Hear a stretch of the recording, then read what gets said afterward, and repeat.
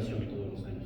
Así que les invito a seguir viniendo y a seguir manteniendo este simposio. Yo voy rápido porque ya todos estamos pensando en el almuerzo. Como está en el título, pues voy a hablar un poco de geometría, curvatura y termodinámica. ¿Sí? Algunas cosas ya las mencionó Pablo.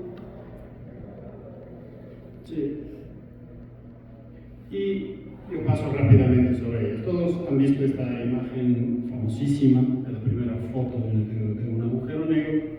¿Sí? Y aquí está, bueno, una simulación que se suele hacer, suele mostrar que la foto más o menos lo que representa pues es un plano, digamos así, de lo que nosotros podemos ver, ¿no? Pero dentro de eso hay una estructura más rica, ¿sí? Que teóricamente se ha estudiado, pero que hasta hace poco no se conocía. Este es, bueno, lo que pasa en 3D, más o menos ya lo explicaba en las charlas anteriores.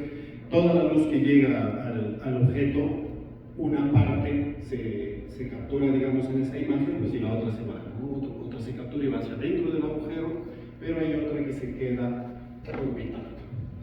Y desde ahí inician nuestras primeras preguntas. ¿No? Y ahí sí ya preparamos un poco la imagen porque nos interesan algunas cosas. ¿Sí? La luz que va a llegar, pues una escapa al infinito, otra está dentro, pero hay una que se queda orbitando, y no todas se quedan orbitando. Ya se explicó anteriormente, por ejemplo, que dependiendo de la compacidad de esta, pues va a haber, por ejemplo, órbitas, la Inner Most Stable Circular Orbit, puede haber esferas de fotones y ese tipo de cosas. Nosotros lo que nos interesa es hablar de las superficies que pueden formarse y estudiar la geometría de esas superficies. En este caso, la esfera de fotones. ¿Sí? Más o menos se conoce cómo funciona, de hecho está formalizada, ¿sí? Pero antes de pasar a eso, también nos vamos a enfocar en ese que se llama photon ring, que es una órbita circular que está adentro, que dependiendo puede ser estable y inestable, pero que a nosotros nos interesa encontrar geométricamente cómo caracterizar eso, pero no con cualquier geometría. Lo que nos interesa son propiedades intrínsecas de la superficie, es decir, propiedades que dependan solo de invariantes geométricos que se pueden calcular con los puntos de la superficie. ¿Sí? Por ejemplo, nos interesa utilizar curvaturas geodésicas, curvaturas gaussianas, pero no curvaturas principales. Si ustedes conocen el teorema famoso del eje de Gauss en geometría, que por ejemplo, yo sé que el producto de curvaturas principales me da una curvatura gaussiana, pero la curvatura gaussiana sí es una propiedad intrínseca de la superficie. En cambio, las curvaturas principales no. Cada una de ellas depende de cómo yo vaya cortando el plano, pero lo espectacular de esos teoremas es que muestra que el producto de ellas dos sí es una propiedad intrínseca. Entonces, no nos interesan las curvaturas principales, pero sí nos interesa, por ejemplo, la curvatura gaussiana. Y la idea es construirnos una superficie de modo que solo con las propiedades intrínsecas de esa superficie podamos determinar la existencia de esferas de fotones, de light rings y todo eso. Sí, con respecto a esto del light rings que existe ahí, bueno, ustedes ven la imagen, claramente ahí se puede distinguir. Y es muy difícil medirlo. De hecho, hasta ahora hay un debate de si se ha medido o no. Conclusión, todavía no se ha medido. Si existe un círculo, una órbita circular ahí. Sí, hubo varios hace un par de años de gente afirmando que ya se había medido, luego salió otro diciendo que no y que bla, bla, bla. O sea, no es tan sencillo medir esto, ¿sí? Esta es la imagen que ya se pasó en la presentación anterior, ¿sí? Nosotros nos enfocamos en la esfera de fotones, ¿sí? Que como ustedes pueden ver está obviamente fuera del horizonte de eventos, ¿sí? El horizonte de eventos también es una superficie que tiene sus propiedades, pero nosotros nos enfocamos en la esfera de ¿Y cómo lo vamos a definir? Y eso la formalización geométrica se hizo después porque originalmente se la calculaba, para Schwarzschild se conocía, pero formalizar matemáticamente para cualquier geometría se tomó un tiempo, ¿no? ¿Sí? Y la formalización matemática está en este artículo, es bastante famoso. ¿Ya? Entonces, ¿cómo vamos a definir una superficie de fotones? ¿Sí? En el caso de agujeros que son estáticos esféricamente simétricos, se va a convertir en una esfera, pero en general no tiene por qué ser una esfera. Entonces, ¿cómo definimos? De todas las trayectorias de luz, de todas las trayectorias null, vamos a tomar todas las trayectorias que si un vector es tangente a esa trayectoria, permanece tangente a lo largo de toda la trayectoria. Eso me forma una superficie. Eso es lo que hicieron ellos, lo formalizaron y luego empezaron a estudiar algunas propiedades, ¿no es cierto? Ahora, ellos tienen un teorema que demostraron que todo agujero negro estático y esféricamente simétrico debe tener una esfera de fotones. ¿Sí? Ojo que es una esfera de fotones, no una superficie, como digo, es un caso particular. Y luego, obviamente, una esfera, que es el caso particular, es una superficie SO3 crucero, es invariante en un espacio estático y esféricamente simétrico. ¿Sí? Es un teorema matemático, pero que nos ayuda. ¿Sí? Luego, está la propiedad de que esa esfera de fotones es totalmente umbilical. Es una propiedad matemática, se estudia bastante en los cursos de geometría, y un poco para que tengan una idea, que es un punto umbilico. ¿Sí? Es simplemente un punto, de modo que alrededor de ese punto la curvatura cae de manera igual, es decir, si localmente es como una esfera. Yo me pongo en ese punto, me voy para esta dirección, la tasa de cambio, digamos así, de la curvatura es igual en todas las direcciones. Entonces, realmente esos puntos que se señalan ahí son puntos umbilicos. Entonces, la pregunta es, en 3 dimensiones, por ejemplo, ¿qué superficies pueden ser totalmente umbilicas? Es decir, que todos sus puntos son umbilicos. Esos son problemas típicos de los geómetras que les encanta plantear. ¿Sí? De hecho, hay una conjetura de Kara-Teodori, famoso matemático, acerca de estas cosas, ¿no? Que ya hablamos más adelante. ¿Ok? Entonces, geométricamente una superficie totalmente umbilical, es decir, que todos sus puntos son umbilicos, es una superficie cuya curvatura extrínseca es la misma en todas las direcciones tangentes en cada punto. Ojo que aquí dice curvatura extrínseca, es decir, se asume que el espacio está embebido en un espacio de dimensión superior. Esa es la definición de curvatura extrínseca. O sea, por ejemplo, ustedes tienen una hoja de papel, la doblan así, eso es una curvatura extrínseca, porque el papel está doblado sobre la siguiente dimensión, pero si ustedes se ponen a caminar dentro del papel no van a notar la curvatura. La relación entre los puntos de la hoja no ha cambiado. En cambio, un globo sí, si lo siguen inflando, los puntos entre ellos se alejan y todo eso, entonces cambia la curvatura intrínseca. Entonces, son dos cosas diferentes, ¿no? Que se estudia en geometría. Resulta que hay un teorema que dice pues, que en 2 dimensiones, perdón, en 3, si las superficies que pueden existir totalmente umbilicas son solo el plano y la esfera.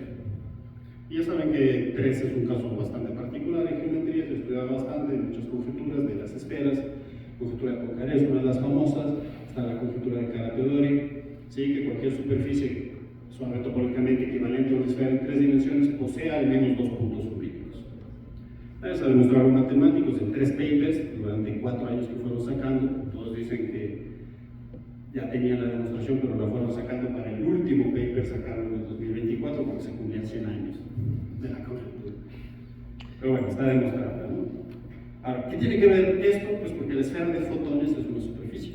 Podríamos usar esta geometría para dirimir si existen esferas de fotones, por ejemplo, o si existen Lagrange, ese tipo de cosas. Como ustedes ven, Xiao, de China, en el 2022 empezó una especie de un formalismo para tratar de describir dinámica, la que todos hacemos, de la ecuación de las geodésicas, con el potencial máximos y mínimos, pero utilizando geometría puramente curvaturas. ¿No? Y bueno, si vemos una métrica de este tipo, como la que está arriba, se construye algo que se conoce como la métrica óptica. Tomamos el dt igual a 0, y la idea es tratar de proyectar el tiempo, es decir, que desaparezca el tiempo, y obtener una métrica que sea riemanniana. ¿Por qué? Porque todas estas cosas son mucho más fáciles de estudiar y se conocen, ¿no? Y una vez que tengo esa métrica riemanniana, en este caso, 4 dimensiones, 3 espaciales, una temporal, a esa proyección me quedan 3 espaciales. Y luego, pues asumo que como esto es un espacio esféricamente simétrico, 3 trimestres, entonces me baja 2.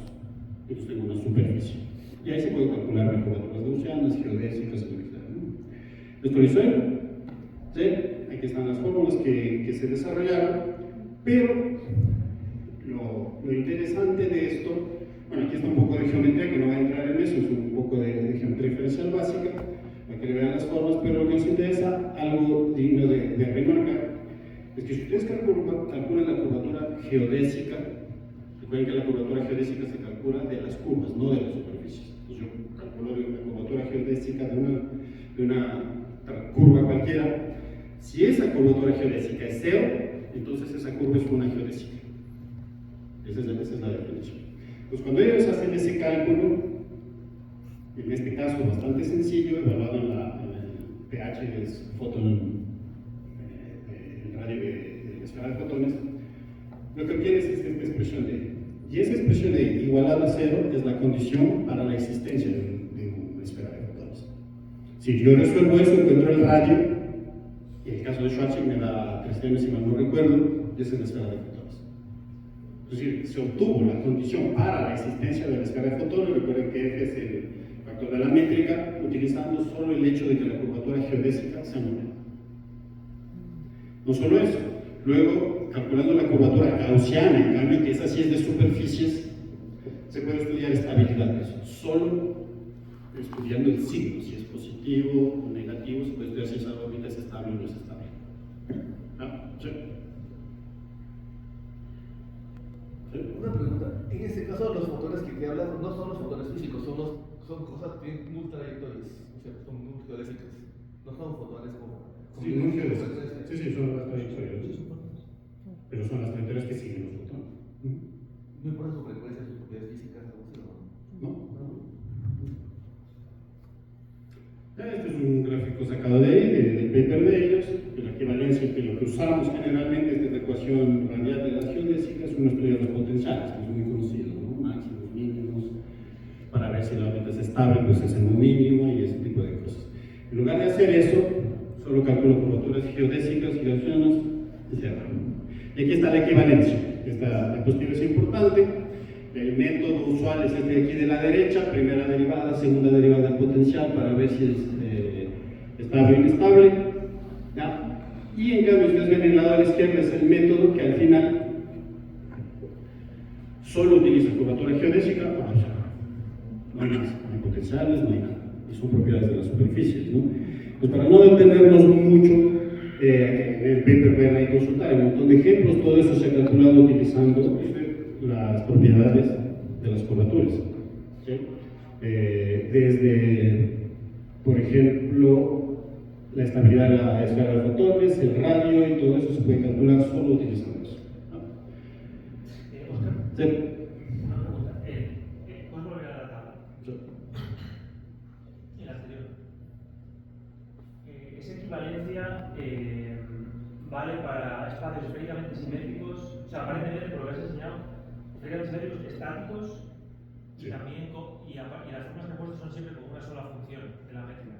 Sí, de hecho, sí, pero vamos a ver la generalización. Por ejemplo, para espacios que tienen un término cruzado, si son axisimétricos y todo eso, la geometría cambia. Y las condiciones. Y las condiciones se mantienen, pero calcularlas ya se vuelve mucho más complicado. Pero las condiciones sí, sí. Ya, como quedan 5 minutos, ¿qué es lo que nosotros nos encontramos casi por accidente? Jugábamos por otros lugares. Pero si queremos hacer lo mismo con las esferas, con las trayectorias, no tipo nulo, sino con las timings de las partículas, algo mucho más complejo. Y por eso es que no estaba formalizado. Eso recién se formalizó en este artículo. Si ustedes comparan la fecha con el anterior, pues es que este es en el 2023. O sea, el equivalente a las timings, la formalización matemática con los teoremas, apareció en el 2023, es un grupo de Rusia. O sea, es bastante reciente, ¿no? Es como 20 años después que el otro. ¿Ah? Pero resulta que en un trabajo que nosotros estábamos haciendo, por otros lados completamente diferentes, que luego nos dimos cuenta, nosotros encontramos una condición equivalente a la condición para la existencia de la esfera de fotones, pero para las órbitas circulares. Ahí. ¿No? Es una condición que la encontramos nosotros, que es la que está ahí, que fue publicada este artículo, ¿sí? En marzo de 2025, bastante reciente, ¿no? ¿Qué es lo que encontramos? Que la generalización con curvaturas geodésicas y gaussianas también se puede hacer en el caso Time-like. La única diferencia es cómo construir la métrica riemanniana, ¿no? Pero hay algo que eso estábamos haciendo en el artículo y lo estábamos escribiendo, pero revisando la literatura encontramos y resulta que esta ecuación que está abajo, que nosotros la encontramos por curvaturas y todo esto, eso fue por otro lado, ¿no? Los rusos estos y encontraron la misma expresión. Pero ellos demuestran que esa es una ecuación máster que me dice si existen o no existen superficies masivas de partículas, que es el equivalente a la esfera de fotones. Pues nosotros, sin saberlo, estábamos demostrando, por nuestro método, no solo nos permite demostrar que hay rings y todo eso, sino que nos permite demostrar solo con curvaturas si existen superficies masivas de partículas. Y es un método que lo desarrollamos junto con un estudiante que es Boris, que está en el doctorado, ¿no? Ahora, otro resultado interesante que también está en este artículo es que desde el punto de vista de la métrica de Jacobi, que es la métrica riemanniana que nosotros construimos, las superficies de partículas masivas son totalmente empíricas. ¿Por qué? Resulta que cuando ustedes cambian, asociado con la pregunta de Pablo, cuando ustedes incluyen, por ejemplo, espacios que son axisimétricos, como Kerr, estacionarios, esa geometría cambia.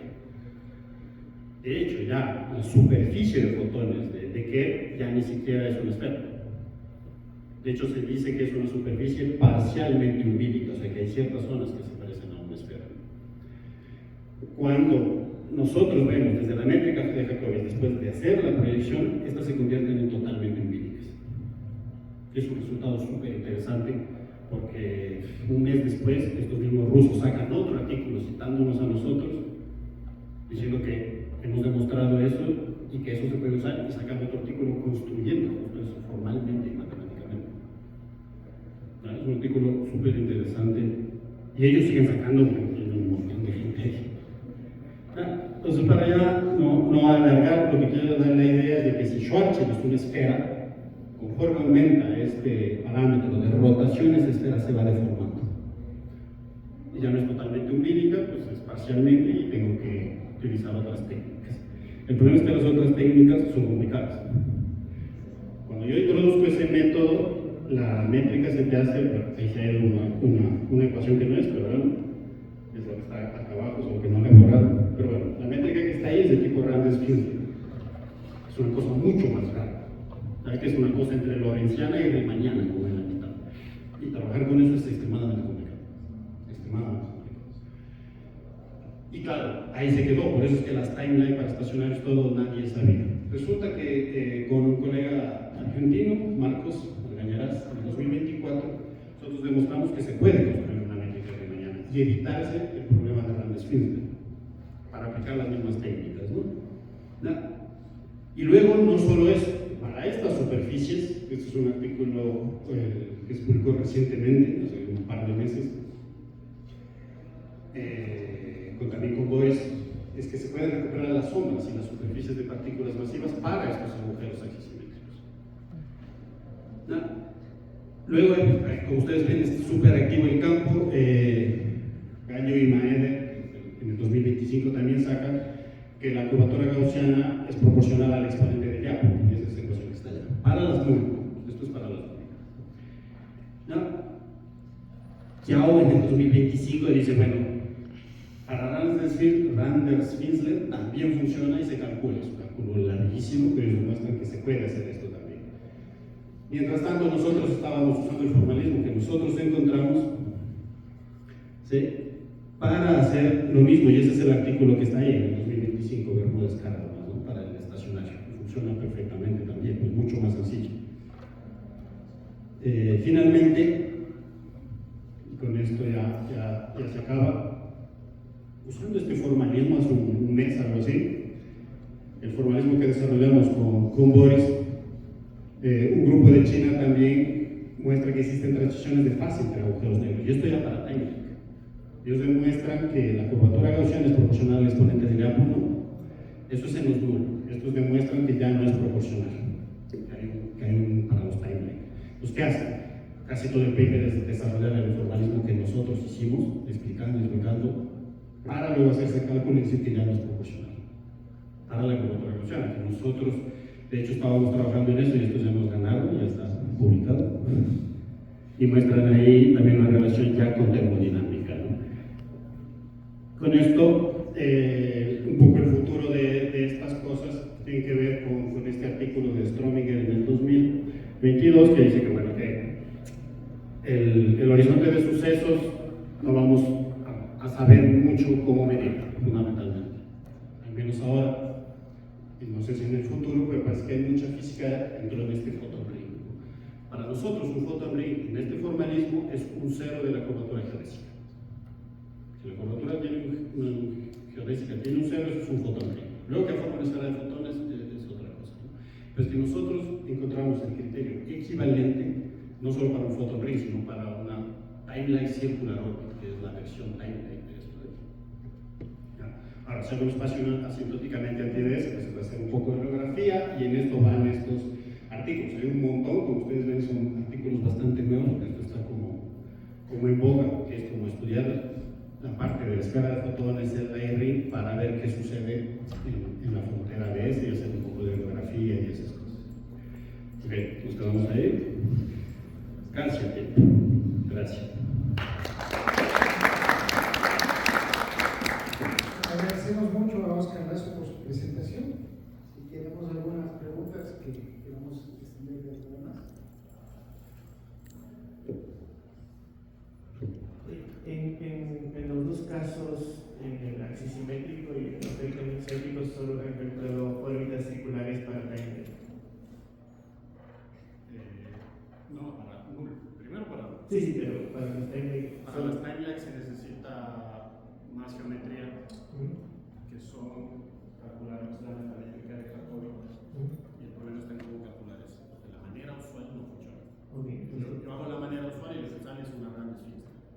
Sí, entonces, solo para las nubes, no para las timelines, solo hay en el caso esféricamente simétrico, sirve este método. El método que hacemos en el paper del 2025 ahora también sirve para las timelines. Pero solo para circulares. Circular. Y Curvatura geodésica igual a 0 y aparte circulares. ¿Y qué tan complicado sería generalizar para órbitas no circulares? Mucho más complicado. La curvatura geodésica, asumo que son circulares, es quitar este término. Para un término más grande. En términos del potencial, si ustedes ven cuando ven el potencial efectivo, una órbita circular es el potencial y su derivada son cero. Cuando yo quito esa característica, por ejemplo, que el potencial es cero, que de hecho nosotros estamos escribiendo ya un artículo con eso, ya no tengo órbitas circulares. Pero claro, a nosotros nos interesaba esas porque esas son las que forman este tipo de superficie. Y ya se van deformando y aparecen otros términos y cosas de ese tipo. Se vuelve largo y complicado, pero no es trivial porque cuando nosotros calculamos la curvatura geodésica, la gaussiana es algo larguísimo, pues cuando calculamos la curvatura geodésica e igualamos a cero, esos ceros podrían no representar, entonces hay que tener cuidado. Hay varios, un montón de cosas ahí, papers académicos, todo lo que has contado de simetría esférica, has asumido estaticidad. Es verdad que en relatividad general, simetría esférica implica estaticidad por el teorema de Birkhoff, pero en general no. Y como no asumes la teoría, en principio podrías considerar una situación de simetría esférica, pero con dependencia en el tiempo. Por ejemplo, una cosa que pulsar, por ejemplo, o algo así. Me pregunto si ahí se podría utilizar el mismo criterio geométrico. Estaba pensando una cosa que a lo mejor no tiene sentido, pero estaba pensando como si por ejemplo tienes una estrella que pulsa o algo así, puede ser que primero en un momento tiene lightning y luego no, o algo así. O sea, en función de cómo. Sucedería que esa condición que me da la existencia de un layering dependería del tiempo. Y Ajá. sería una especie de radio dependiente del tiempo. Pues es cero, eso implica que desaparece. Pero habría que ver si esto de la geometría riemanniana Esta funciona. geometría, sí, hay algo que hicimos que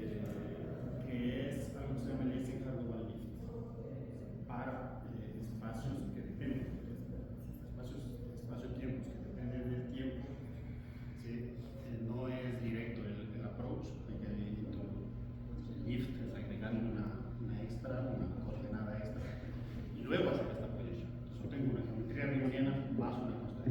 Pero me pregunto si lo que dices es, porque claro, en el caso axisimétrico también hay dependencia del tiempo, pero es más complicado.